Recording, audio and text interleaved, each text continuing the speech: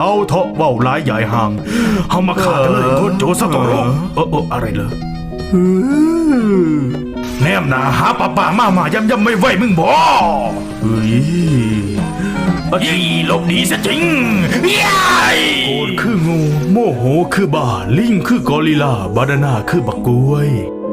เฮาขอโทษเด้อโอบาไนตอนนี้เฮาบ่ได้สั่งไผหรือเครียดให้ไผเพื่อโตเลยแล้วก็บ่ได้โกรธแค้นผู้ใดนำตอนนี้แค่รู้สึกว่ามันจังไม่รู้สึกสบายและรู้สึกมีแห้งอีหลีอามาไนขอให้โตไปสู่สุคติเด้อเดี๋ยวมื้ออื่นเฮาสิใส่บาตรไปให้ เหนือฟ้าใต้ล่าเฮานี่แหละประเสริฐกว่าหมู่